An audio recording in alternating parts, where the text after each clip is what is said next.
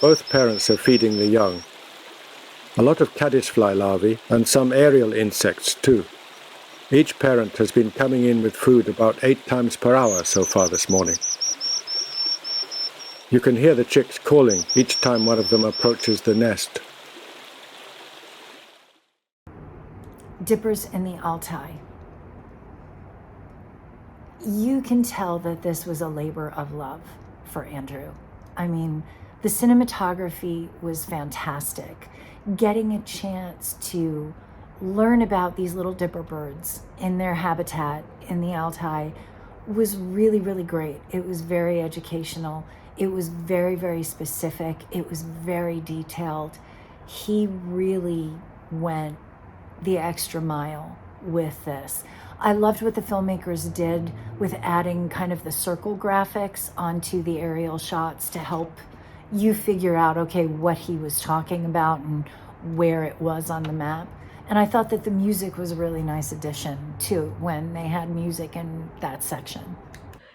Dippers. I loved this. I thought this was a really, really fascinating, and I think that you got so much good information in this film, and you got to really see the process of how people study animals and how they see behavior. I think a lot of the time that when we think about especially films like this, we think about kind of like Planet Earth type films where the people narrating and the scientists that are, doing the observing, that they have the explanations for why animals are behaving the exact way that they are.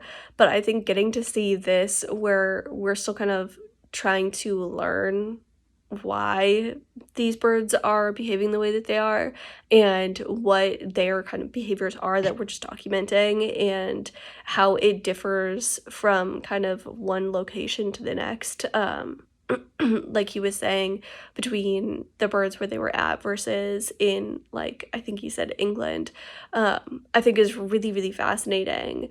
And how some of the behaviors were the same in, a general sense, but not all of them were. And like I said, I thought it was really interesting to kind of see the process of what it's like to kind of just observe, and as you're still learning about, the kind of behaviors of animals, and also that kind of the way they approached it made them very, kind of welcomed into like their like little neighborhood area and with their neighbors and things like that, that their approach of kind of just like gentle observing and not wanting to disrupt and being very, very respectful was something that was welcomed in, the kind of community there. And I just think that like it was very, very intriguing and very, very interesting how you could see their thought process, and as they're trying to figure out like what behavior is,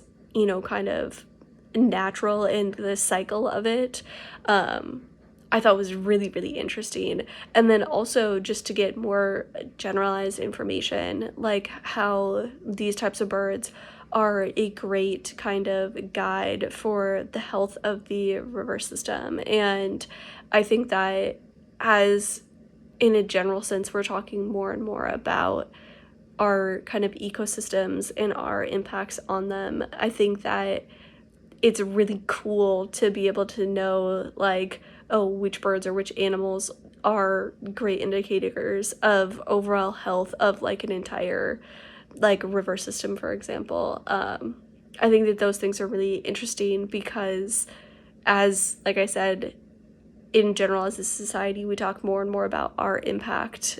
I think it's cool that they have a way to kind of measure the health of an entire river system, or at least to kind of check in on it, or get a good kind of guide with, looking at a specific type of bird. I think that's really cool and really fascinating.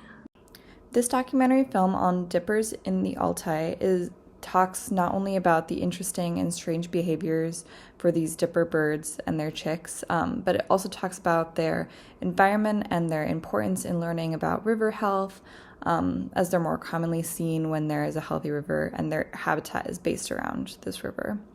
They also talk a lot about the river conservation and the effects of pollution on these rivers and the way it affects their communities surrounding it. The video log style of this film is a really great way to document the behavior of these birds, and to me, the viewer feels like they're there in real time while watching this process take place, which I think is really engaging.